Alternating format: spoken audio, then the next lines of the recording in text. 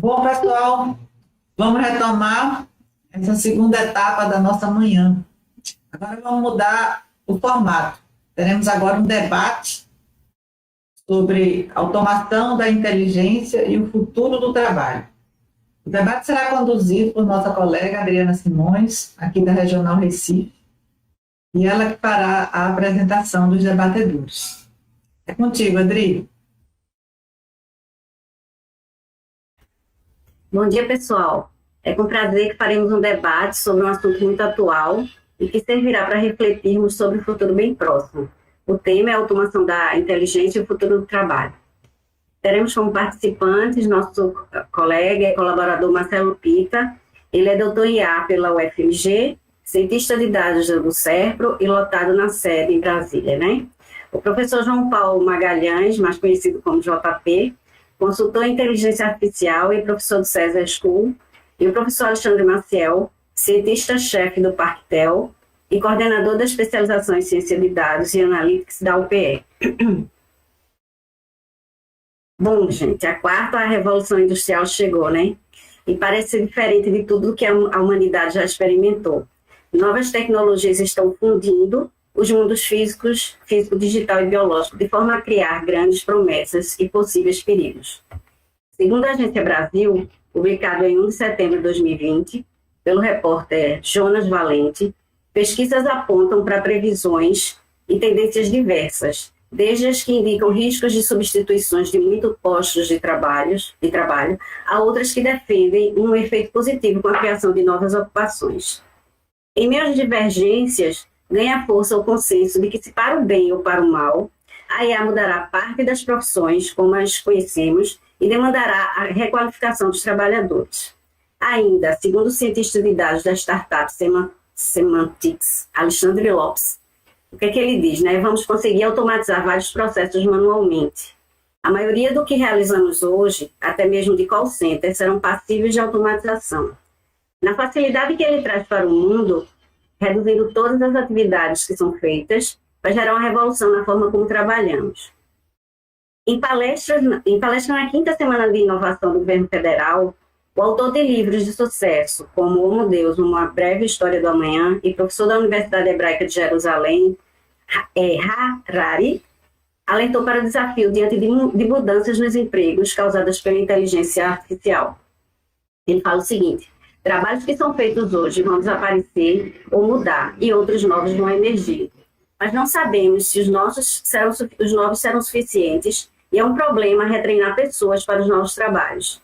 Por exemplo, se você é caminhoneiro e perde seu emprego para um veículo automático, como é que uma pessoa de 45 anos se reinventa como professor de yoga ou engenheiro de software? Mesmo que você faça isso, não será uma solução de longo termo. Dito isso, eu gostaria de ouvir a opinião de vocês, professores Alexandre, JP, e do nosso cientista Marcelo Pita. Bom dia a todos. Muito obrigado à organização do evento pelo convite. Me sinto honrado em fazer parte desse grande evento do SERPRO. Adriana, vou tentar ser mais rápido aqui nas nossas respostas para a gente ouvir os colegas e o debate fluir de maneira mais fluida, tá? Então, eu acho o seguinte, a tecnologia, ela sempre vem para mudar paradigmas, né? E aí, dentro desse contexto de indústria 4.0, de fato, parece que essa mudança de paradigma veio mais acelerada ainda. Se a gente observar a dinâmica das outras três revoluções industriais, houve um longo espaço de tempo entre elas, e essa quarta revolução industrial, um período muito curto em relação à terceira, né? Que foi na década de 90 e começo dos anos 2000, com a revolução da eletrônica. Então, concordo muito com o que você falou, mas, na minha opinião, não tem como a gente remar contra a maré, não tem como a gente ir de encontro à tecnologia. Ela vai vir sempre, na humanidade sempre veio e causou grandes mudanças no trabalho. A gente tem que, dentro de uma estrutura de governo que pensa com o bem-estar social, trabalhar políticas públicas que permitam, de fato, que essas pessoas que já atingiram uma determinada idade, ou então pessoas de outras áreas, façam um processo de requalificação e se adaptem, né? A humanidade, nós seres humanos somos muito capazes de nos adaptar. A história mostra isso. Então, eu acho que a gente só vai ter que andar mais rápido com essa adaptação.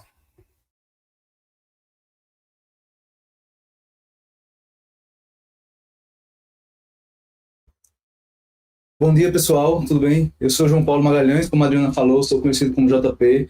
É um prazer e eu agradeço muito a oportunidade de falar aqui para vocês. O Serpro é uma empresa que eu tenho um carinho enorme, eu tenho grandes amigos. O padrinho do meu filho trabalha no Serpro, eu tenho amigos que já trabalharam, tanto que estudaram comigo na Universidade Federal de Pernambuco, no Centro de Informática, quanto que trabalharam no CESA e depois foram para o Serpro. Então, é uma honra para mim estar aqui falando para vocês. Então, pegando o gancho aí do que o Alexandre falou, é bom observar, quando a gente fala de futuro do trabalho, a história, né? Quando a gente olha, a gente pensa no futuro, vamos olhar para o passado para ver o que aconteceu. Então, como a gente está falando de quarta revolução industrial, a gente tem que lembrar que a gente já passou por três, certo? Então, desde o momento em que, antes das revoluções industriais ainda, quando o homem pegou no arado e começou a arar a terra, ele está usando aquela ferramenta que era tecnologia para ele na época, e isso envolveu mudança de outras pessoas. Ele passou a precisar de menos pessoas para arar uma quantidade de terra, ou essas outras pessoas puderam ir arar outras terras, né? E aí, quando a gente veio a primeira revolução industrial com os teares e motores a vapor, imagina a quantidade de gente que deixou de fazer o tear manual, porque existiam teares a vapores agora, ou o quanto o mercado foi expandido, né?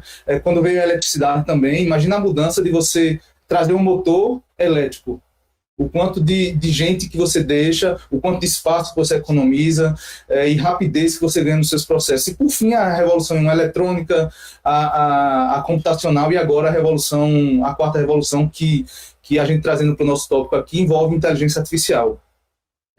E eu lembro de uma frase que foi falada foi um cálculo que foi feito pelos engenheiros que estavam fazendo os multiplexadores na época das telefonistas. Antigamente, toda ligação era feita por uma telefonista que estava mudando um fio de um lugar para o outro. A conexão que era feita de um telefone para outro telefone de outro lugar, de outra cidade, de outro país, era uma conexão direta. Então, tinha uma pessoa que estava fazendo essa ligação. Então, eles fizeram um cálculo que, em menos de 50 anos, a quantidade de telefonistas que seriam necessários era igual a 2,5 vezes toda a população mundial, se o crescimento fosse mantido. Então, nós vivemos em um mundo que seria impossível sem esses ganhos de tecnologia que acarretaram em mudanças no trabalho. Isso aí é um ponto que eu acredito que seja passivo entre a gente, e eu coloco para os outros também comentarem sobre isso. O ponto e o Alexandre falou também muito bem, é que essas revoluções industriais, elas vêm acontecendo cada vez em um espaço de tempo menor.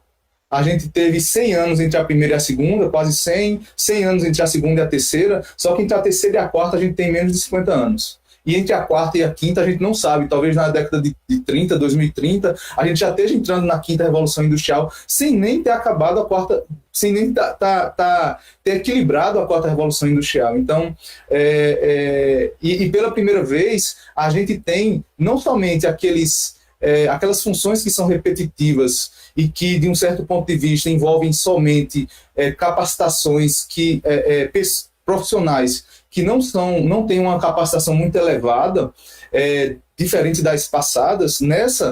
Nós podemos estar passando por transformações que vão exigir a mudança de profissões que exigiram ou que exigem uma capacitação muito elevada. Aí eu estou falando de advogados, de pessoas que trabalham em bancos, de pessoas que trabalham com seguros, de médicos, e inclusive de nós, como eu acredito que a maioria das pessoas que estão assistindo aqui são programadores. A gente sabe que tem uma ampla área de estudos em codificação automática, E nós também sabemos que existe expansão, né? O nosso mercado hoje é deficitário, não só aqui no Brasil, mas no mundo inteiro. Então, é a primeira vez que as pessoas que têm uma capacitação mais elevada estão correndo esse risco, e essa é um pouquinho da diferença, né? Do que a gente teve nas outras. Aí eu pergunto, quais são as nossas opções? O que é que a gente tem? Um pouquinho da pergunta que o Alexandre fez também, né? Eu não acredito que parar ou se fechar como país seja uma opção. Então, se isso acontecer, acontece mais ou menos o que já está acontecendo, que é a diferença entre os países que estão avançados na inteligência artificial, que aí eu posso destacar Estados Unidos, China e alguns países da Europa, ela vai se tornar muito maior do que já é. Ela já é grande, a gente já perdeu o primeiro bonde, as pessoas referências, grandes profissionais brasileiros estão trabalhando fora, construindo coisas que eles poderiam estar construindo aqui por uma questão de oportunidades ou de contexto como um todo, e a gente tem poucas opções. Só para dar um números dessa questão de profissionais em inteligência artificial de nível, vamos dizer, elevado, aqueles top profissionais que é estimado na casa dos 20 a 30 mil profissionais nesse nível, eles estão 80% nesse eixo de Estados Unidos, China e alguns países da Europa, como a Alemanha, Inglaterra e poucos outros. Israel também tem uma boa fase disso, um bom pedaço disso. E para a gente falar disso, é bom a gente balizar a diferença entre automação e amplificação, que é o que do inglês a gente chama de augmentation, né? Então, a gente deveria estar pensando em automação muito mais quando a gente está falando de segurança ou saúde do ser humano. Quando um profissional está sendo colocado em risco, como no caso de mergulhadores profissionais em plataformas de petróleo. É uma das profissões mais perigosas do mundo, e é uma área que é bem comum as pessoas aceitarem com facilidade que no momento que a gente tenha robôs, e a Petrobras aqui tenta desenvolver esses robôs para manutenção de plataformas em alto mar, os mergulhadores profissionais eles vão fazer outras coisas de menos risco.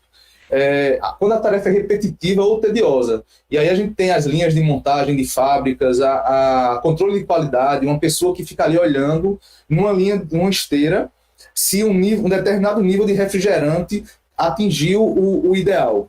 Isso tem fábricas que fazem isso no olho, basicamente. Ou se um determinado item que está sendo produzido alcançou os padrões de qualidade de pintura e etc. Esse tipo de trabalho, que é repetitivo, a gente aceita sem muita discussão. E a gente vê que vários outros foram substituídos, né? Pensar hoje, como ainda tem alguns setores, alguns tribunais da justiça, aquele ascensorista, aquela pessoa que fica ali só para apertar o botão do elevador, se a gente pensar em uma lei que exija que os elevadores de prédio tenham ascensoristas, é meio absurdo, né? Como se está propondo que seja proibido a automação de portarias de prédios, por exemplo. Boa parte dos prédios está começando a implantar a portaria, isso faz com que eles precisem de menos gente, e existe já uma lei, eu não sei se é estadual ou municipal, que estão tentando emplacar nesse sentido. Quando a gente tem a gente precisa de alto grau de precisão, como na montagem de microchips, é uma coisa que a gente precisa de automação, e quando a gente abre novas possibilidades. O ponto é, a automação ela dá a possibilidade de mais eficiência. E isso é tudo que o capital, aí eu estou falando capital sem nenhum demérito da palavra, é tudo que o capital quer. Quando a pessoa faz investimento, se ele puder ter maior produção com o mesmo investimento que ele faz, ele vai atrás disso. E essa opção que eu falei de se fechar, ela não adianta, porque no momento em que a gente está se fechando como país, como sociedade, a China, os Estados Unidos, ele está avançando. E eles vão avançar na tecnologia e vão vir aqui vender o resultado dessa tecnologia num momento em que vai ser impossível para nós correr atrás. O custo do desenvolvimento da mesma tecnologia aqui no Brasil vai ser muito maior do que a compra de uma coisa pronta que venha da China. É como a gente tem hoje aqui no setor têxtil aqui de Pernambuco, Caruaru e Toritama. Você chega em Caruaru e você compra roupas da China às vezes mais baratas do que as roupas que são produzidas aqui. A gente sabe que a produção aqui, ela passa por cima de várias coisas da legislação. E a gente sabe que tem os problemas da China que não vem ao caso agora. E do outro lado da amplificação, a gente deveria estar pensando em amplificar quando a gente precisa de alto grau de supervisão humana. Quando a gente está fazendo, por exemplo, uma operação, quando o médico está fazendo uma operação, nós não queremos, ou nós somos um pouquinho avessos à ideia de que um robô faça uma operação sozinho. Então, o que nós queremos é colocar ferramentas nesse médico, nesse cirurgião, para que ele tenha mais capacidade. Nós temos robôs hoje que se movem muito mais do que uma mão de um médico se moveria, então ele faz com a distância, às vezes na mesma sala, a operação com muito mais precisão do que ele poderia. Ele pode ser avisado de possíveis erros que ele esteja cometendo, mas nós queremos, nesse momento, que o responsável seja um ser humano. Então, nós trabalhamos com amplificação nesse caso. Em casos que exija responsabilização, como é o caso das cirurgias, e quando a gente tem um aumento do potencial humano. Por exemplo, quando eu estou usando esse óculos, eu estou aumentando o potencial meu de enxergar. Quando a gente está fazendo trabalho pesado em uma indústria, numa fábrica, que nós utilizamos um exoesqueleto para simplificar essa carga, para não danificar o nosso corpo. Isso é muito comum que nós queiramos amplificar e não necessariamente automatizar. Os cobots são exemplos disso, que são os robôs colaborativos. Realidade aumentada também é um exemplo de amplificação das capacidades humanas, e nesses casos nós damos preferência à amplificação e não à automação. Mas isso é uma decisão de o que automatizar e o que amplificar, que deve ser tomada pela sociedade como um todo, tendo em vista aquilo que eu falei, né? Não adianta se fechar como país, como sociedade, enquanto outras sociedades estão indo à frente, e elas vão vir aqui, vão vender para a gente, e vai ter um momento em que isso vai se tornar impraticável, né? Como já aconteceu algumas vezes no nosso histórico até recente. Essa é a minha primeira fala, e aí eu vou abrir para o Marcelo agora, depois a gente volta a falar. Olá, pessoal. Primeiro, peço desculpas aí se tiver algum barulho eventual. O prédio está em reformas aqui, então coisa de trabalho remoto, não dá para a gente controlar. Bom dia, Adriana. Bom dia a todo mundo que está ouvindo aí pelo YouTube. Bom dia aos convidados aí, Alexandre, Maciel e João Paulo Magalhães. Eu agradeço imensamente aí a vocês terem aceito o convite para debater esse tema com a gente, tá? Gostaria também de parabenizar, tá, o pessoal do Tech Day pela iniciativa de promover o primeiro debate da história do evento. A gente agradece o espaço e tenho certeza que esse não vai ser o último debate, vai ser o primeiro de muitos aí. Bom, primeiro, eu sou um pesquisador, e aí eu tenho que informar aqui que eu, como pesquisador independente, não necessariamente minha opinião vai convergir com as opiniões ou visões do SERPRO, tá? Então, embora eu tenha certeza que esse tema é muito importante para o Estado brasileiro, a gente tem que começar a pensar nesse assunto rapidamente, né? Pelas falas aí do Alexandre e do JP, a gente vê que temos nações que estão muito desenvolvidas em termos de inteligência artificial e outras tecnologias de automação e virão vender certamente para a gente essas tecnologias, e será muito difícil, né, não comprar tecnologias que barateiam os custos de muita coisa, né, e que dá mais produtividade. Tá? Segundo ponto aqui que eu acho que é importante a gente deixar claro é que não dá para estressar o tema completamente. Não tem nenhuma visão definitiva aqui, tá? Até porque o que a gente vai fazer aqui tem uma certa dose de futurologia, né? E quase sempre isso é uma gafe, né? A gente, quando olha do futuro para o passado, a gente vê que errou muito mais do que acertou sobre as coisas que estão acontecendo.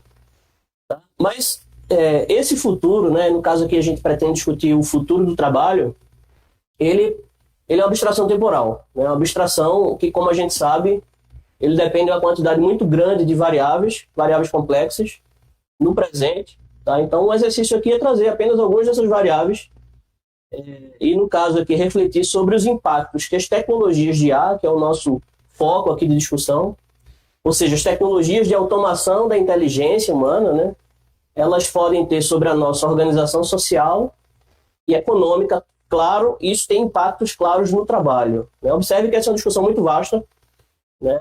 Apesar disso, ela está em pauta nos principais fóruns aí internacionais, várias nações, grupos econômicos, como a União Europeia, os Estados Unidos, a China, como já foi falado, e assim, tantos outros países, França, Canadá, já estão discutindo atentamente, né, dando muita importância para essa questão. Tudo isso para dizer que, se no final aqui do debate a gente tiver muito mais perguntas interessantes do que, né, as respostas, eu acho que a gente cumpriu o propósito aqui do debate. O propósito aqui é fazer a gente refletir. Mas vamos pensar no problema, né? Vejam, a disrupção que a gente pode observar com produção em massa de sistemas inteligentes, ele vai muito além do que a gente observa de contribuição da IA na economia, ou no crescimento econômico, né? Crescimento econômico como esse mantra que a gente sempre tem, anualmente a gente sempre observa o quanto que o mundo cresceu em termos econômicos, né? Essa contribuição acho que já é evidente. O tanto de sistemas que a gente usa, né, na indústria, que usam IA, a gente já deixa muito claro que eles vieram com muita força. Mas eu acho que o ponto central aqui é que essa disrupção, ela afeta, sobretudo, tá, o jeito como essa economia cresce. Isso é o jeito como o mercado gera valor. E o jeito como a gente encara isso, ele fica intercalando entre pessimismo e otimismo, pegando as ondas de revolução industrial que a gente viu anteriormente. Então, primeiro a gente tem aquela ideia desesperada de que todo trabalhador vai ficar sem emprego, né? A gente reflete um pouquinho mais e vê que não, vamos ser um pouquinho otimistas, né? Nem todos os empregos vão sumir, na verdade muitos deles vão mudar, vão ser apoiados pela IA. E depois de refletir um pouquinho mais, a gente tem uma constatação de que sim, né, um pouco mais pessimista, de que, ou talvez mais realista, de que uma grande parcela dos empregos sim vão simplesmente sumir do mapa, tá? Então, do ponto de vista de Estado, a gente tem que pensar em estratégias para lidar com esse desemprego em massa. A gente não tem como nos furtar dessa reflexão. Essa preocupação de ser substituído por máquina, ela até tem nome, é chamada de ansiedade pela automação, né? Essa ansiedade, ela nasce com o capitalismo moderno, né, baseado lá no crescimento econômico, e ela é amplificada, essa ansiedade, né, a cada revolução industrial. Então a gente sempre tem uma maior ansiedade por ser, e um medo de ser substituído por máquina. E ela sempre é amenizada, né, com a acomodação desses trabalhadores que inicialmente perdem os seus empregos com novos postos de trabalho, né? Então, se no início lá do século XIX a gente tinha como principal meio de transporte o cavalo, e aí com a invenção da imaturidade, né, dos motores a combustão, a gente já tinha ali no início do século XX, com Henry Ford, a produção de veículos. E aí vocês devem imaginar como isso foi disruptivo em termos do mercado baseado em cavalos, né? Claro, os cocheiros, eles se reinventaram, e talvez se reinventaram como motoristas de veículos, tá? Ou talvez outra coisa que estivesse em alta na época. Mas observem, o cérebro deles estava preservado, né? A gente podia até dizer que eles eram insubstituíveis à época. Mas como bem já colocaram em Alexandre e João Paulo, a gente está na quarta revolução industrial, que é baseada sobretudo em automatizar a inteligência. Ou seja, automatizar aquela parcela que a gente protegia tinha muita segurança que não seríamos substituídos, tá? E então, quando o carro autônomo se popularizar no mundo, né, a gente vai ter muita dificuldade de reinventar taxista, né, motorista de aplicativo, como engenheiro mecatrônico, por exemplo, né? A gente vai ter muita dificuldade. Então, a atual ansiedade pela automação, pensando, né, nos dias de hoje, ela tem muito mais fundamento que antes.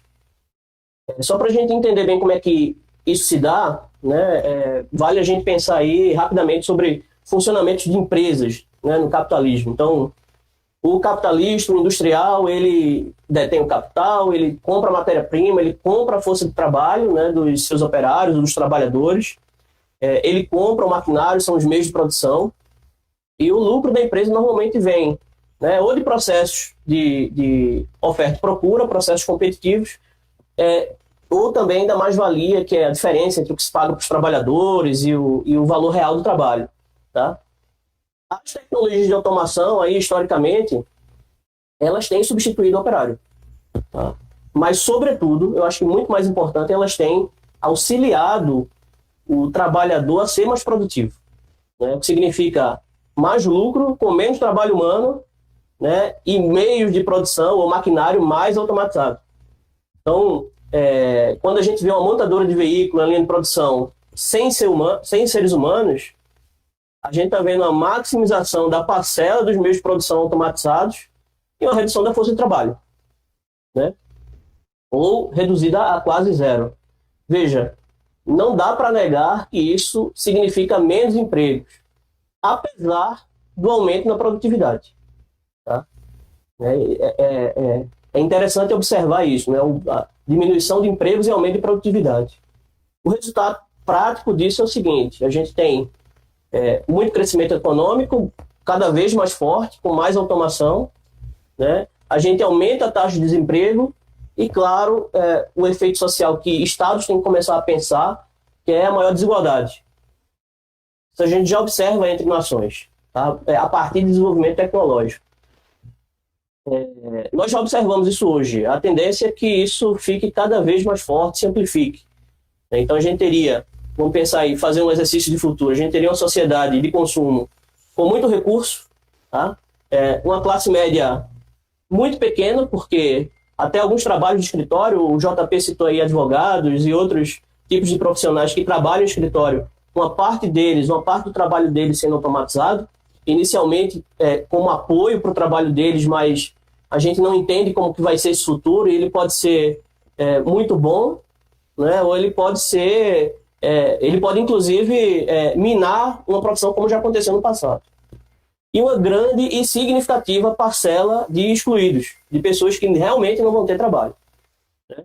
Então, quando o historiador Harari, o Yuval Harari, aí citado por Adriana, ele fala sobre o ser humano, sobretudo aquele trabalhador com instrução mais baixa, né, se tornar obsoleto, é que esse trabalhador ele vai ser cada vez menos necessário para, digamos assim, fazer o bolo da economia crescer. Então, é possível fazer o bolo da economia crescer com menos trabalho humano. Eu fico por aqui só caracterizando o problema, tá? Então, para a gente iniciar essa discussão, Adriana. Beleza, Marcelo, professores. E aí vem o questionamento, né? A palavra aí que vocês falaram é reinvenção e não acomodação. Mas em relação à educação, né? O que podemos esperar da IA, por exemplo? Sabemos que a IA poderá criar sistemas para ensino personalizado, identificando se o aluno conseguiu aprender e qual a sua noção ao tema. Pelo menos é o que se espera, e eu espero realmente que esteja acontecendo isso. Utilizar a PLN, que é o processamento de linguagem natural, para poder traduzir em tempo real as aulas de outros idiomas, eliminando barreiras geográficas. Isso é super interessante. Será que o currículo escolar vai mudar? Introduzindo a robótica como disciplina obrigatória, afinal de contas, o que é que podemos esperar da IA para a melhoria do ensino daqui para frente? Uma palavra a vocês aí.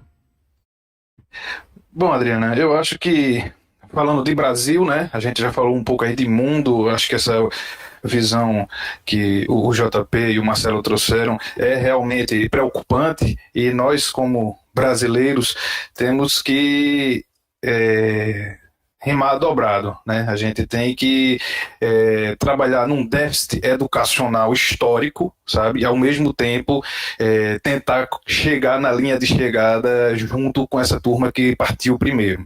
E eu vejo o sistema educacional brasileiro sobre 2 pontos de vista, tá? A educação básica, que é mais ou menos isso aí que você está mencionando, tá? O Brasil é um país culturalmente que não gosta de matemática, que não gosta das ciências, então as crianças desde cedo criam uma certa aversão às áreas STEMs, né? E o que a gente vê no segundo momento é justamente os profissionais sempre buscando cursos na área de humanidades ou nas áreas, de administração, direito, visando um cargo público. Eu acho que isso, inclusive, já foi tema de várias discussões aqui em Recife, no Porto Digital. O Pierre Lucena sempre trava esse debate aqui nas conversas, nas palestras dele, né? Então, a educação básica, ela precisa ser trabalhada nesse sentido da gente motivar, mobilizar as crianças, e isso é um trabalho cultural de longo prazo. Sob o ponto de vista dos cursos superiores, a gente tem dois momentos. Um é o momento que a pessoa se qualifica para uma profissão, e o outro é quando ela se requalifica. Então, eu trouxe aqui alguns slides, eu não sei se está aparecendo aí para o público, vocês podem confirmar para mim, por favor?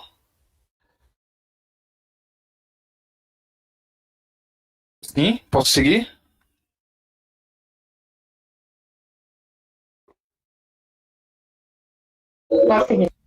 Pronto, ok. Bom, então esse slide aqui eu tirei de uma pesquisa que foi feita pela revista Analytics Week para os nossos dias de hoje, e 2015 já está meio que ultrapassado, certo? Mas o que eu achei interessante sobre o perfil de formação dos futuros cientistas de dados, né? Ele faz uma pesquisa balizada em 4 funções dentro das empresas. Tá? Então, são as pessoas que têm mais um perfil relacionado à gestão de negócios, que são os empresários e empreendedores. Outras pessoas que estão relacionadas aos desenvolvedores, então são engenheiros de software, né, a turma que realmente constrói front-end e back-end de aplicações. Os criativos, que são aqueles hackers no bom sentido, sabe? São aqueles caras que têm facilidade de desenvolver frameworks, utilizar tecnologia, criatividade para fazer front-ends, designers, etc. E os pesquisadores, tá? Que aí são os cientistas, os estatísticos. Então, foi feita essa pesquisa com 490 profissionais, certo? Relacionados à área de ciência de dados, e questionaram a eles a respeito de sua proficiência em 25 habilidades, no qual eles iriam mencionar 0, né? Seria não sei, ou seja, ele precisa de ajuda, né? Então ficaria aqui amarelo ou laranjinha, eu acho que é um vermelho aqui, os valores mais próximos de 0 a 100, que ele se considera expert naquela habilidade. Então seria puxando aqui mais para azul. Tá? Então essa pesquisa aí, né, avaliou 65 profissionais da área de negócio, 47 desenvolvedores, 25 criativos e 101 pesquisadores. E o que a gente tem aqui o que eu costumo, parece uma mandala, né? É esse perfil aqui que é bastante interessante da gente discutir o perfil do profissional do futuro, né? Só indo e voltando aqui, a corzinha verde é o pesquisador, né? Então o pesquisador normalmente tem alta proficiência na habilidade de método científico, modelos estatísticos, mineração de dados, matemática, né? Por outro lado, ele tem pouca, né, proficiência no gerenciamento de projetos, design de produtos, desenvolvimento de negócios e por aí vai. Eu não vou esgotar cada um desses perfis aqui, mas o que mostra para a gente essa pesquisa é que para o profissional, né, que a gente está buscando a qualificação, ou profissional que a gente busca um reposicionamento dele no mercado, cada vez mais essas habilidades, aqui eu estou falando especificamente de ciência de dados, de uma maneira muito interligada à inteligência artificial, certo? Vai precisar de ter conhecimentos diversos. Isso é um enorme desafio. E aí eu trouxe aqui também na nossa especialização de ciência de dados aqui na UPE, um perfil histórico, certo? Dos cursos dos nossos alunos. Tá? Então, se você observar aqui, evidentemente, computação é uma área que é predominante, né? Os alunos egressos de computação na especialização, então pode ver que eles dominam aqui em 2016, 2017, 18, 19, 2019.1, 2019.2, como é uma turma de meio de ano, né? Aconteceu já uma mudança importante aqui, né? Você vê que o perfil das engenharias começou a ser mais ou menos meio a meio, junto com a ciência da computação. E aí, o começo desse ano, né, antes de pandemia, evidentemente, a gente começou o curso. Olha só que cenário interessante, tá? Então, a gente vê aqui os profissionais de computação, os profissionais de ciências sociais aplicadas. Então, aqui está economia, administração, contábeis, certo? Os estatísticos, que tinha apenas um na primeira turma, voltaram a participar em peso aqui, né? 4 ou 5 alunos nessa turma. E as engenharias, né? Mostrando uma consolidação dos cursos de engenharia, tá? Recentemente a gente fechou uma turma de residência tecnológica com a Fiat Chrysler, certo?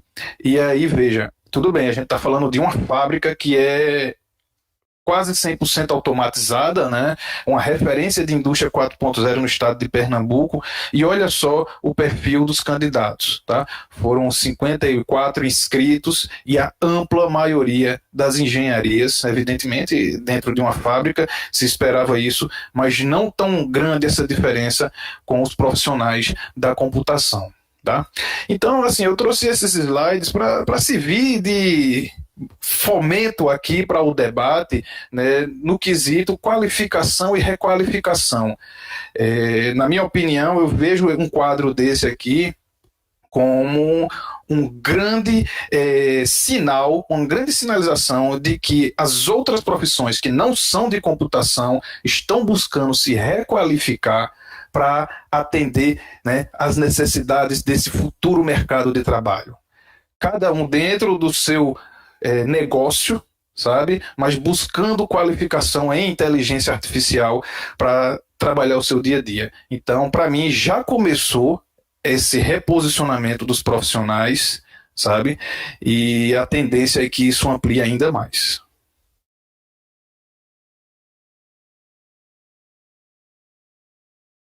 Eu vou dar seguimento aqui, puxando também um pouquinho do que o Alexandre estava falando, nesse ponto de requalificação, né? Quando nós falamos de requalificar alguém, é por 2 motivos principais, né? Ou porque o que ele aprendeu não foi suficiente, ou mudou, ou avançou, né, uma técnica nova de fazer alguma coisa, ou porque o que ele aprendeu de partida já não era útil. O que, pelos currículos, boa parte dos nossos currículos que não são atualizados com a rapidez que é necessária, isso acarreta. A gente sai não só da faculdade, mas aí eu coloco a educação básica e a educação média também, nós ainda temos currículos que são muito voltados a conteúdo. Nós aprendemos muitas coisas que nós podemos hoje em dia buscar. É o primeiro resultado do Google, por exemplo. Então, até que ponto nós deveríamos estar aprendendo coisas que nós podemos buscar ou que nós podemos processar com facilidade? E aí, um dos principais pontos dessa nova educação é a capacidade de aprender coisa nova. A criatividade, a capacidade de resolver problemas, de tratar problemas. Isso a gente trata bastante. Eu diria que 50% da nossa graduação na CES School ela é voltada para a resolução de problemas e soft skills. E às vezes a gente vê um aluno e ele dá uma escorregada num conceito teórico e algumas pessoas olham enviesado assim, mas até que ponto esse aluno deveria estar decorando o conceito teórico que uma busca do Google vai dar a primeira resposta vai ser a correta. Obviamente a gente não pode confiar no Google, na busca do Google sempre, né? Porque a gente sabe, principalmente com fake news e anti-ciência, etc., que isso está virando um pouquinho bagunça. Essas ferramentas também vão evoluir nesse sentido, eu não tenho dúvida, mas também eu acho que cabe a gente também, como profissional que está no mercado, eu acredito que todo mundo aqui faz seleção de outros profissionais, será que o nosso processo seletivo ele tá sendo uma cobrança somente de conceitos decorados, ou ele está exigindo desse profissional aquela capacidade de aprender, porque o que o profissional mais vai ser necessário, mais vai ser exigido dele, é a capacidade de aprender coisa nova num prazo cada vez mais curto e considerando muito mais informação. Então, e nesse sentido, eu acho que é importante eu colocar aqui no debate o que é que a IA traz, o que é que essas novas tecnologias trazem, né? Eu acredito que a personalização seja um dos principais pontos que a inteligência artificial traz, assim como traz para redes sociais. Nós temos a capacidade de oferecer um conteúdo customizado por aluno. Eu me pergunto muito, eu dou aula numa graduação, e eu me pergunto muito qual o papel de um professor hoje em dia. Será que eu deveria estar replicando um conteúdo? Primeiro, que esse conteúdo está escrito num livro, e todos os alunos sabem ler bem, às vezes está escrito em português, em inglês, em espanhol, e todas as línguas que você imaginar. Esse conteúdo, o próprio autor do livro, ele já deu aulas no YouTube, e essa aula está livre. Nós temos aulas abertas das grandes faculdades do mundo, dos maiores professores, das maiores referências do mundo, dando aula, e o aluno tem a capacidade de ver por essas fontes.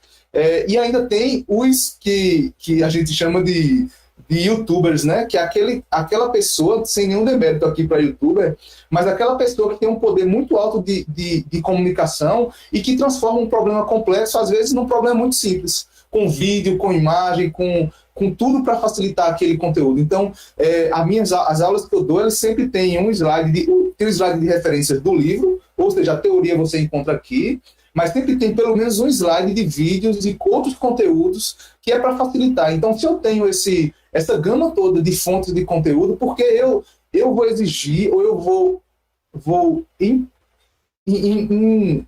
qual a palavra correta? Como é que eu vou colocar para esses alunos todo o tempo que eles têm, às vezes, de educação, porque vários alunos trabalham e não podem estudar tanto na hora livre, porque eu vou exigir que todo o tempo que ele tem de educação, ele fique só escutando o assunto do meu lado. Então, eu tento colocar essas coisas, e eu acho que as ferramentas de IA, elas vêm também nesse sentido. Para determinado aluno, e a gente vai começar a ter o histórico de cada aluno, qual é o melhor conteúdo para ele? Será que é eu mesmo falando para ele? Ou será que ele se reconhece mais lendo um livro teórico? Ou ele se identifica mais vendo um vídeo de youtuber, ou vendo uma aula de Stanford, de MIT, etc. Esses exercícios, os desafios para cada um aprender também vão ser customizados. Eles vão ter uma capacidade que a gente não teve, pelo menos na minha educação não tive, que é a possibilidade de ter uma pessoa para perguntar, uma pessoa, entre aspas, né? Uma pessoa virtual, digital, um bot, para perguntar a qualquer momento. E assim, a minha experiência de ensino é que os alunos perguntam em 95% a 99% das vezes as mesmas coisas, e a maioria das vezes as coisas que a gente já falou e a gente já explicou. Então, será que eu tenho que repetir que ele vai aprender, ou ele precisa que isso seja dito de outras formas, que seja mostrado uma referência da internet, que ele vai observar essa resolução desse problema de uma forma diferente? Eu vejo que a gente vai ter, como a gente falou no primeiro tópico, que é a produtividade, ela aumenta. Produtividade no sentido de relação aluno-professor. Os professores, eles vão ser capazes de chegar a mais alunos. Aí eu não estou dizendo aqui da gente encher as salas de aula com alunos, porque isso aí é um ponto negativo, inclusive, mas nós vamos ter capacidade de chegar em mais alunos se boa parte desse tempo que eu uso na assistência individualizada, aí eu digo de repetição, não a assistência de realmente chegar naquele aluno e identificar, que eu acho que talvez a IA não faça isso perfeitamente, mas a parte de replicação de conteúdo, de personalização, a gente tem normalmente de 25 a 32 alunos e eu não consigo fazer. Eu fico imaginando em faculdade, a minha turma da Universidade Federal, ela tinha, quando juntava ciência da computação e engenharia da computação, 75 pessoas. Qual era o grau de personalização que a gente tinha nessa época? Se não fosse os monitores, era zero. A personalização era zero. Era simplesmente o professor falando no horário da aula, e olhe lá se a gente ia ter um tempo para bater na porta do professor, estava sempre ocupado, né? A gente vê também a mudança da escola, né? A escola, como eu falei, será que a escola ela é somente aquele lugar onde você vai para ficar sentado escutando, ou é um ponto de encontro para discussão com outras pessoas que estão aprendendo sobre aquele assunto e ver pontos de vista diferentes, não só o aluno? Então, nesse sentido, o professor ele é muito mais um treinador, naquele sentido de colocar os jogadores, treinador de futebol, colocar os jogadores para jogar e ficar corrigindo, e ele é muito mais um curador, esse conteúdo aqui é interessante, esse conteúdo aqui não é interessante, ver por esse lado e etc. Então, eu acho que o currículo ele tem que mudar, como a Adriana bem falou. Nós temos que agregar o máximo que a gente possa de ferramentas que dê qualidade, mas aí a gente tem um ponto negativo que é a impersonalização. Nós fazemos eu gravar uma aula aqui e essa aula ela ser vendida de forma igual para milhões de pessoas, sem eles terem a oportunidade de terem essas ferramentas que vão dar a curadoria para ele, a personalização para ele. E aí um dos pontos principais negativos é a indústria da educação do ponto de vista de faculdades e escolas que querem colocar cada vez mais pessoas com menos professores e sem oferecer as ferramentas certas. Tem que investir nas ferramentas que vão dar esse ganho de qualidade na educação. É isso que eu tenho agora. Marcelo pode seguir. Posso seguir muito pouquinho, JP, porque vocês já falaram basicamente tudo sobre educação, né? Eu só queria fazer um resumo aqui do que vocês falaram, porque eu acho que o coração de tudo que vocês falaram a gente tem que ter habilidades fortes de reaprendizado. Ou seja, nós temos que aprender a reaprender, né? E essa é uma habilidade que normalmente a gente aprende na pós-graduação. Na pós-graduação a gente é muito forçado, mestrado, doutorado, pós-estrito sensu, a gente é muito forçado a reaprender, porque a gente tem que mudar os rumos ali. Eventualmente ali, pessoas que têm perfil empreendedor também têm que reaprender com muita facilidade, com muita velocidade. Mas essa não é uma habilidade que é ensinada com muita ênfase, né? Nas fases iniciais do ser humano, né? Para as crianças, né? Falando de crianças, eu acho que a gente tem uma preocupação maior aqui. Vocês falaram aí, tanto Alexandre quanto JP, na terceira revolução industrial, a gente está aí numa crescente de uso de tecnologias digitais. Eu vi um estudo recente, acho que foi conduzido pelo MIT e pela Universidade da Califórnia, em que um estudo psicológico, na verdade, sobre ansiedade em crianças, né? E aí eles aplicaram um teste de quociente de inteligência, um teste de QI, e perceberam que ao longo de toda a história humana, essa é a primeira geração em que, em média, as crianças têm um QI abaixo dos seus pais, da geração anterior.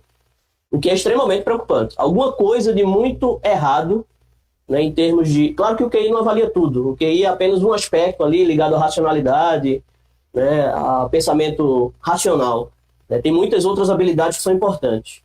Né? Mas isso nos preocupa no sentido de que, de alguma forma, a ansiedade, e eles mapearam isso muito bem, a ansiedade que é gerada, né, por uma quantidade muito grande de informações que chega até eles e que eles têm que processar, e como não conseguem processar, obviamente eles vão descartar uma grande quantidade delas.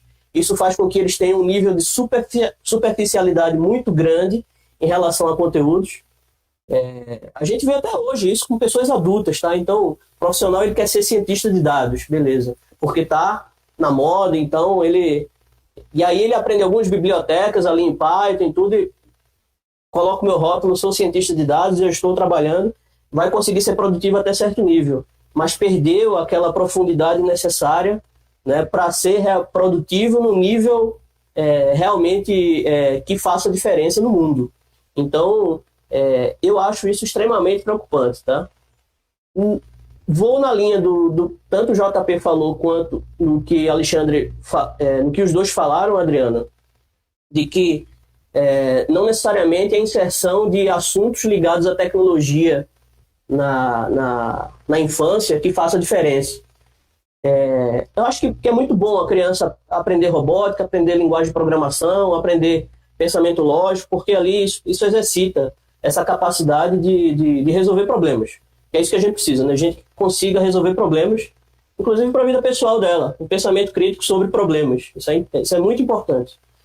Mas acho que a maior diferença está em trazer de forma interessante para crianças. Isso foge completamente do meu domínio, né? Não tenho formação pedagógica, nem de formação de crianças, mas trazer para essas crianças, de um jeito interessante, essa habilidade, né, de entender o mundo em constante mudança, entender que o mundo rapidamente vai mudar e que ele vai ter que se readaptar né, ou ter habilidades que são perenes ao longo de toda a história da humanidade e que a gente sempre precisou delas, né, que é essa habilidade de mudanças.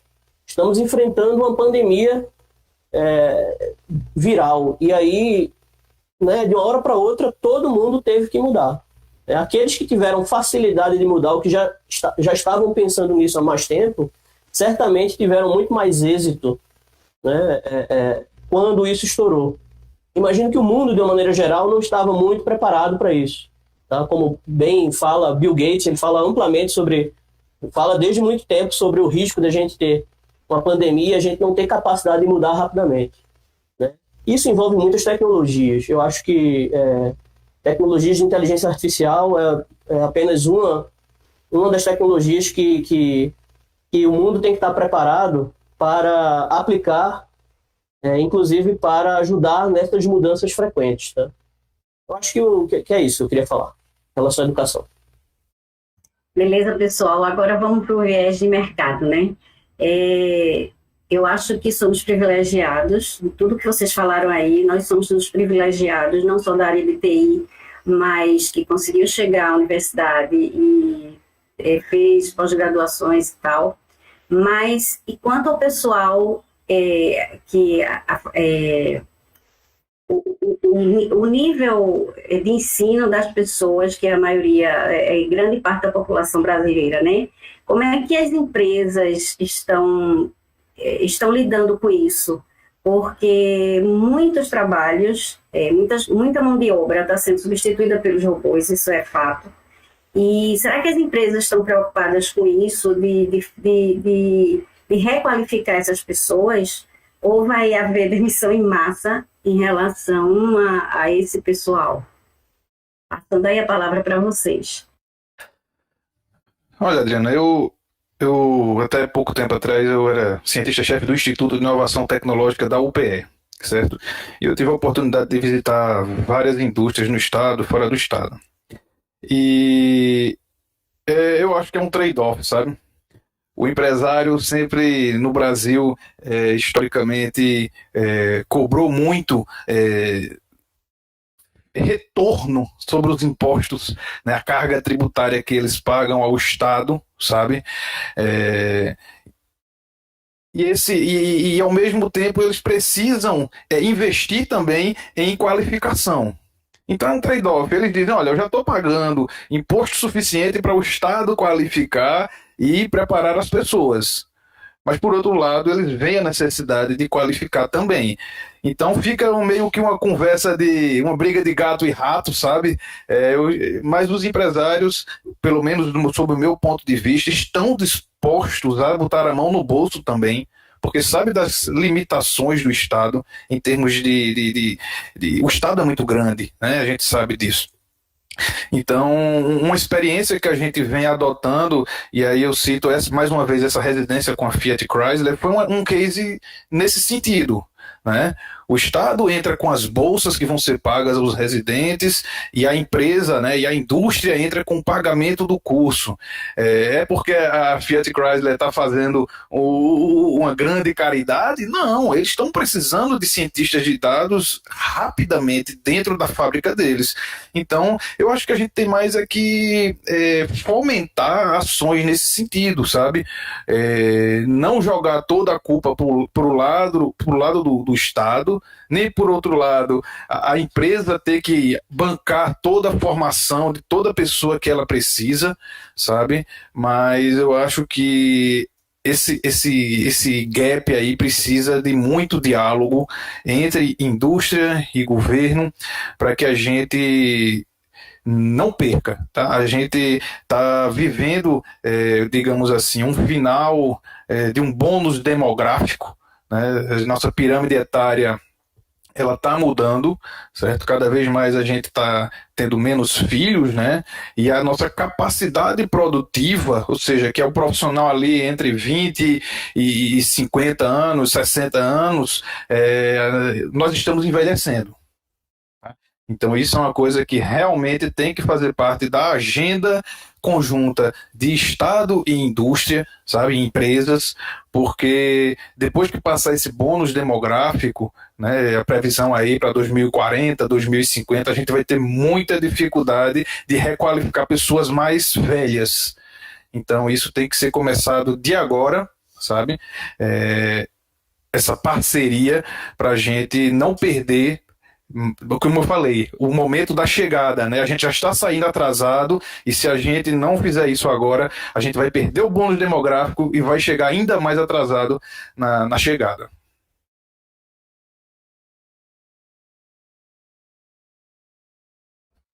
Eu vou comentar um pouquinho sobre isso. Vocês me ouvem, né? Sim, sim. Ok. Eu vou adicionar, porque quando eu escutei a pergunta, me parece que a gente tende a pensar, e aí foi uma coisa que eu falei antes, de que esse é um problema que se aplica somente à baixa capacitação. E não é. Tem um amigo meu que fala que a capacidade da IA substituir um chefe de cozinha ou um jardineiro, não que chefe de cozinha precise de pouca capacitação, é bem pelo contrário, ou um jardineiro, por exemplo, que normalmente nós não damos muita capacitação para essas pessoas, ela é mais difícil substituir um jardineiro do que substituir um advogado ou um cientista, até da computação, que tem que fazer um trabalho de computação mais repetitivo.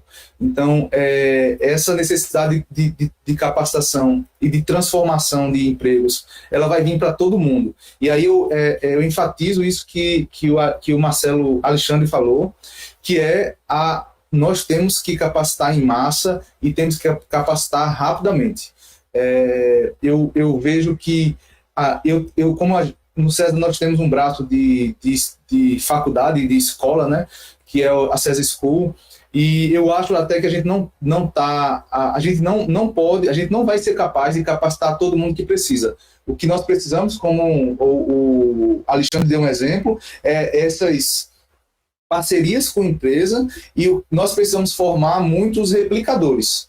São as pessoas que vão capacitar. Então, se uma das áreas, como é uma área de cibersegurança, por exemplo, em computação, uma área que não vai faltar emprego é a área de educação. Nós vamos ter muita necessidade de traduzir esse conhecimento tecnológico e lógico e nessa linha do que a gente está falando aqui para outras camadas. Então, o que eu faço na graduação, que é um conhecimento muito técnico, realmente de código e etc., de matemática e estatística, é diferente do que eu faço em uma experiência.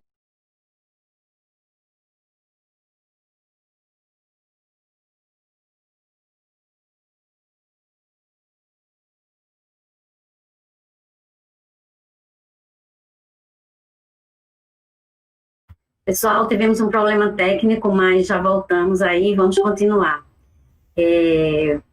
Então, pessoal, vou fazer a pergunta aí para vocês, professores. Em termos, no viés de governo e política, né, o que é que, na opinião de vocês, qual o plano de ação que os estados deverão seguir para solucionar essa questão de tudo que a gente falou, principalmente talvez um desemprego em massa? O que é que vocês falam aí? Bom, do meu ponto de vista, como cientista-chefe do Parquetel, que é governo, né, é uma instituição ligada à Secretaria de Ciência e Tecnologia, a gente acredita nesse modelo de requalificação, né, como uma maneira, estou falando sobre o ponto de vista da ciência e tecnologia, tem outras ações envolvidas na educação, mas sob o ponto de vista da ciência e tecnologia, essa requalificação em parceria com as empresas, ela deve ser ampliada. A gente precisa dar escala a isso, tá? A gente vem trabalhando aí em alguns editais junto à FACEP, no ambiente de Pernambuco, certo? No âmbito de Pernambuco, que a gente vai financiar até 10 residências tecnológicas em 10 áreas de conhecimento específicas, não só inteligência artificial, sabe? E eu acho que é isso. Eu acho que é um movimento de construção. As coisas, às vezes, no Brasil demoram a acontecer, mas a gente, como Secretaria de Ciência e Tecnologia, está buscando dar escala a cases que a gente já testou e aprovou, né, como forma de acelerar essa transformação digital. É uma corrida contra o tempo, tá? E aí a gente vai ter que trabalhar forte e correr atrás de recursos. O Estado vive uma situação fiscal difícil, principalmente em momento de pandemia, mas a gente tem articulado com o governo federal e a gente tem avançado em relação a isso. Essa residência da Fiat que eu mencionei, né, da Fiat Chrysler, foi financiada parte pela FACEP. Estamos com 2 residências tecnológicas financiadas pela Sudene, sabe? E vem muito mais o ano que vem.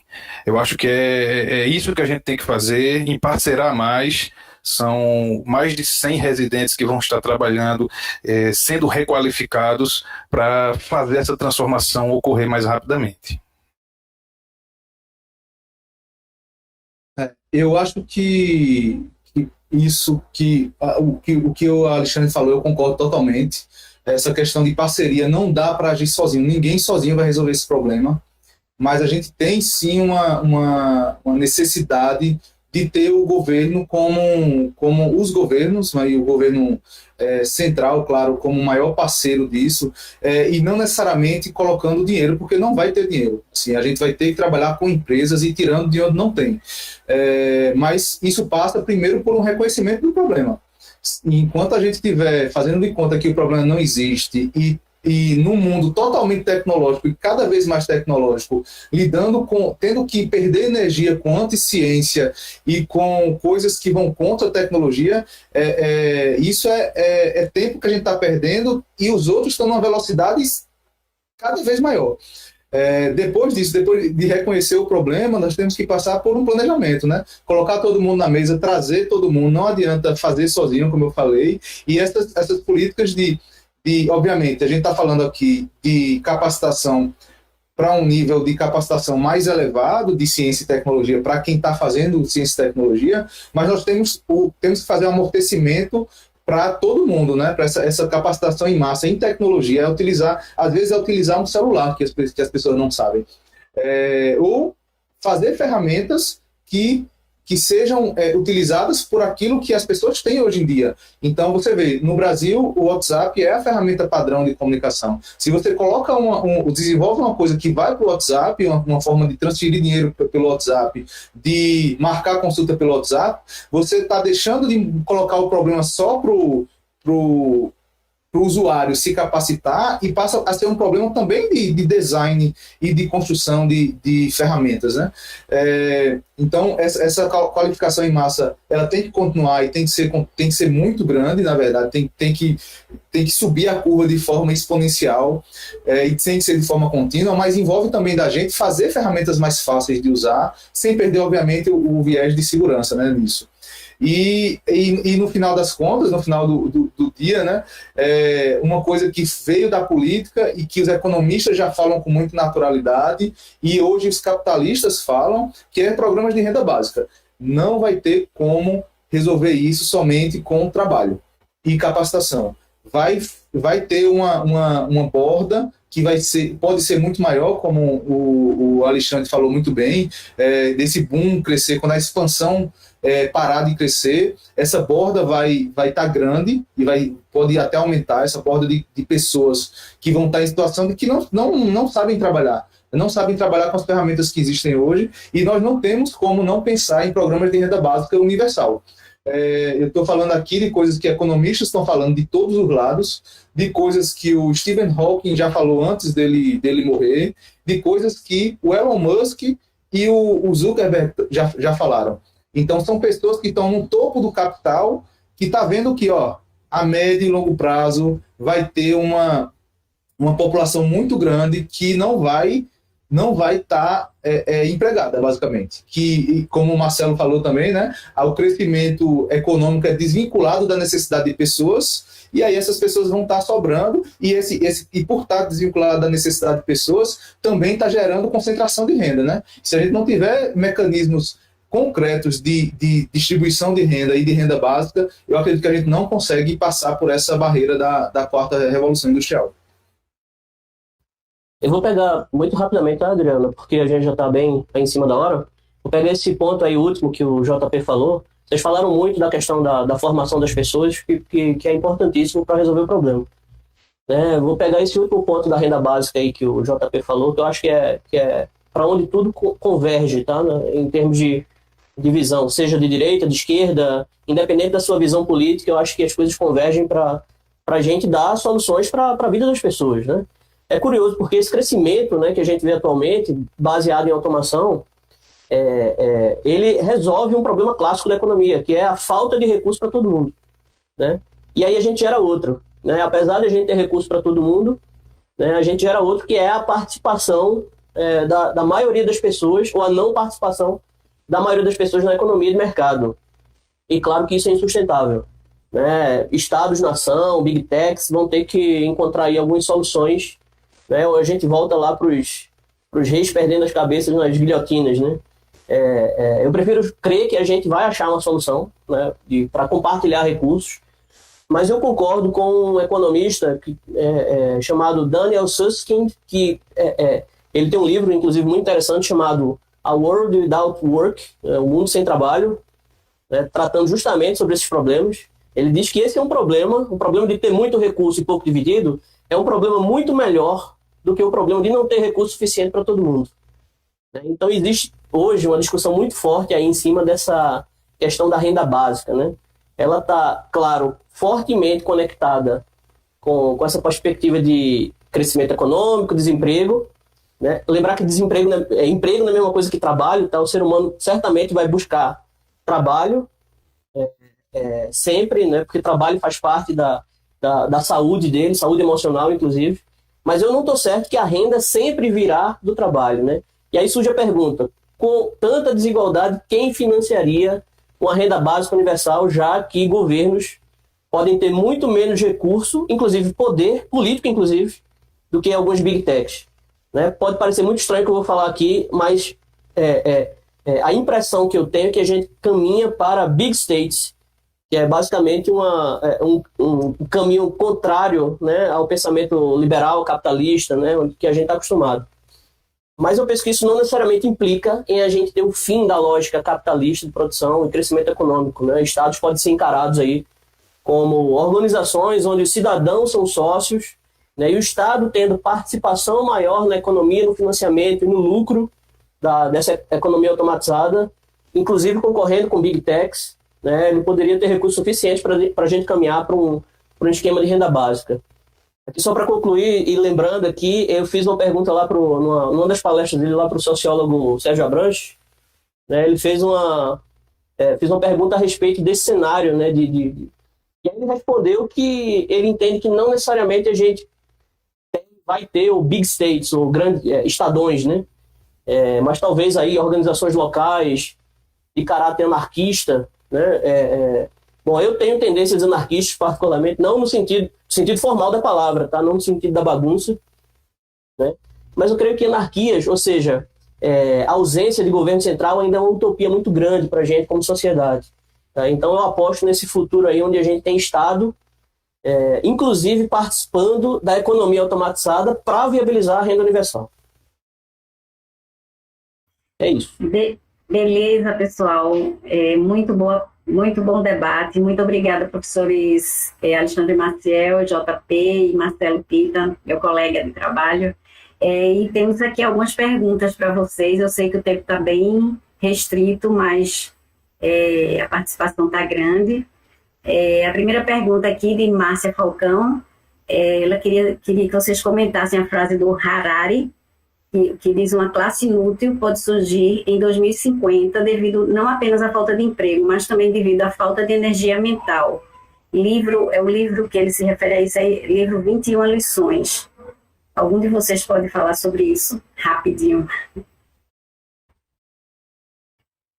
Eu posso falar rapidamente. Eu estou lendo o livro 21 lições do Harari. Não cheguei nessa parte ainda não, Márcia, mas certamente ele está falando dessa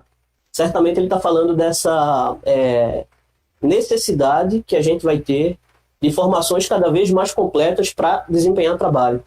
Então pode ser que eventualmente ali a gente tenha um estresse num nível tão elevado, mas eu acho que a gente tem soluções para isso. A gente cada vez caminha mais para equipes multidisciplinares, né? Então Não sei se a gente está falando de inteligência artificial aqui, né? E normalmente vem aquela imagem do cientista de dados e tem umas figuras clássicas aí na internet que você vê as capacidades do cientista de dados. Aí vai capacidade de negócio, você listou as 30, capacidade de computação, lista outras 100 para computação, capacidades em estatística. É claro que você não vai ter esse cidadão, ele vai ser esgotado mentalmente. Se você tiver esse, como que a gente chama de, a gente chama eles de unicórnios, né? Obviamente a gente vai ter equipes multidisciplinares e a gente vai ter que aprender a cooperar e ter equipes cada vez mais, ou seja, implica em necessidade da gente ter métodos de gestão mais aprimorados também. Acho que isso já é realidade hoje também, né? A gente já trabalha de maneira muito complementar. Certo, aqui temos alguns comentários de Carlos Alberto Souza Romero. Ele disse que aqui em São José dos Campos, os condomínios residenciais já estão com portarias automatizadas e os profissionais que trabalhavam nas portarias foram reciclados e operam nas centrais de monitoramento. Muito bom saber disso. Outro comentário do próprio Carlos Alberto Romero, aí ele botou, desculpe-me, mas só erra quem se dispõe a explorar o novo, também acho. Parabéns se erramos, mas a vanguarda traz conhecimento. A indústria 4.0 é exemplo vivo de avanço tecnológico e otimização dos custos. Outro comentário dele é que outro exemplo de qualificação é o parque produtivo da Embraer, onde o famoso peão da fábrica, que atua no chão de fábrica, tem que ser no mínimo engenheiro. Sem isso, não tem lugar no mercado de hoje. Ou seja, a qualificação aí bombando, né? Outro comentário aqui de Léo Davi, meu colega. A oportunidade falha deve estar associada à técnica de saber falhar. O ideal é ter estratégias para abraçar as falhas, mas de forma que elas sejam evidenciadas rapidamente, falhar logo e aprender rápido como resposta à falha. Beleza. Agora uma pergunta de Léo Davi, que algum de vocês aí pode responder. Renda básica vai ser um commodity? Se a renda não virar somente do trabalho, o que gera essa renda e o quê? Ou o que se pensa sobre trabalho, o trabalho estar mudando? De tudo que se pode entregar ao próximo em troca de renda, seja o que for, será trabalho? Algum de vocês pode responder?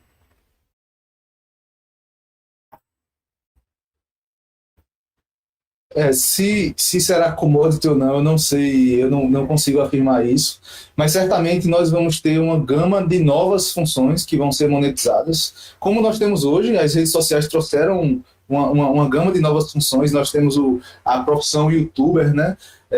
Que tem pessoas fazendo trabalhos hoje que era muito restrito, por exemplo, a pessoa que vive viajando e traduzindo essas experiências em redes sociais e vendendo produtos por meio dessas experiências. Mães, em todas as áreas, eu acredito que tenham pessoas que estão conseguindo monetizar isso. Obviamente, essas pessoas elas atingem muita gente e não dá para todo mundo ser. Também não é uma coisa que quem quer ser, simplesmente por fazer uma faculdade, se torna.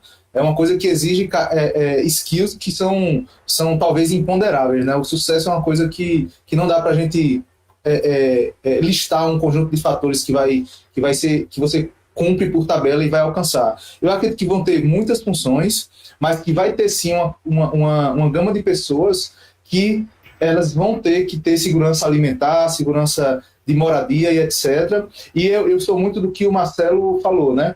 As pessoas elas buscam um trabalho não somente para pagar as contas, o trabalho talvez seja a maior forma de realização que o ser humano tem. Aí eu falo não só do trabalho de uma indústria de estar produzindo, mas do trabalho em filosofia, o trabalho em educação, todas as formas de trabalho, elas são buscadas não só pela parte financeira. Então talvez a gente tenha uma desvinculação do trabalho que você faz e do valor que você recebe. Você faz um trabalho social e você está recebendo não necessariamente por fazer aquela coisa, uma coisa só. Você faz um trabalho com pessoas que estão em situação de rua. Você faz só aquele trabalho. Não, você pode fazer um trabalho que é social no geral. Você uma hora está fazendo esse trabalho com pessoas em situação de rua, outra hora você está fazendo com minorias, outra hora você está fazendo com animais, e por aí vai. A gente desvincula o trabalho do valor.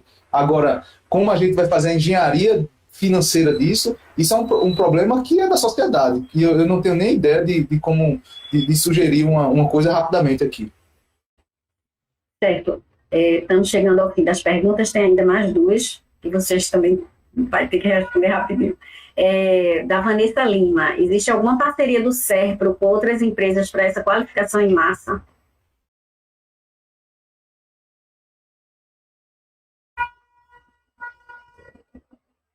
Marcelo, Pita? Deve ser para mim, né?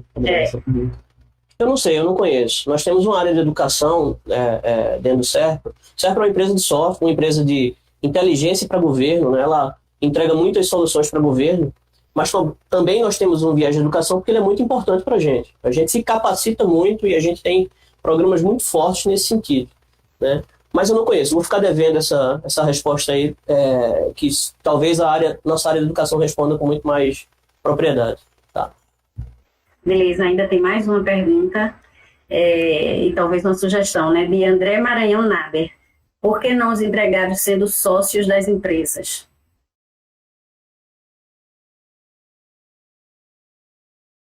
Alguém pode... É na linha do que o Alexandre está falando de parcerias, né? Eu acho que muita coisa vai mudar. Nós já vemos hoje várias cooperativas de empresas que estão... Não dá para lidar com esses problemas que nós temos hoje, ainda mais no mundo que é dominado pelas gigantes, sozinho. Se você está numa empresa, mesmo a empresa sendo grande nacionalmente, ela muitas vezes é um anão para uma gigante multinacional. Então, esses novos modos de cooperativa, associação e outras coisas que às vezes a gente associa muito a uma esquerda e tal, a gente vai ter que rever esses conceitos e buscar formas diferentes de fazer as coisas. Muitas vezes é inviável para uma empresa ter a empresa no modelo formal de um dono, ter um conjunto de pessoas trabalhando e não demitir, mas pode ser viável se essas pessoas forem sócias de alguma forma. Eu concordo totalmente com essas formas de conversa, diálogo e construção de formas diferentes. Ok, pessoal, infelizmente nosso tempo acabou, mas mais uma vez eu gostaria de agradecer eu e todo o SERPRO, né? E toda a sociedade também, ao professor Alexandre Maciel e ao professor JP, que hoje está aniversariando, acabei de saber. Parabéns! E nosso colega e colaborador Marcelo Pita. Gente, muito obrigado, foi um prazer ter feito a mediação desse debate. E estamos aí. Obrigada, pessoal. Obrigada. Desculpa aí pelos transtornos, problemas técnicos, mas muito obrigada por terem ficado até o final. É isso aí. Obrigado. Valeu, Adri. Bom dia. Parabéns, JP, né? Essa novidade agora. Obrigado. Adri, parabéns também para você pela mediação. Obrigado aos debatedores, né? Obrigado a todos vocês aí. A gente está finalizando agora a manhã do segundo dia, né, com esse debate aqui na sala principal, e tem uma novidade que a gente quer colocar para vocês. A organização passou para a gente aqui nessa manhã, que no final do dia a gente vai ter uma surpresa a todos, a gente vai ter um show de encerramento aqui do Tech Day, tá? Então a gente acha que vai ser um momento muito legal e aí descontrair um pouco, é até uma tradição já do Tech Day a gente ter esse tipo de evento. Então no final da tarde a gente vai ter um show e ao longo da programação da tarde a gente também passa mais algumas informações para vocês. Retomamos a programação às 14 horas, um bom almoço a todos, até lá.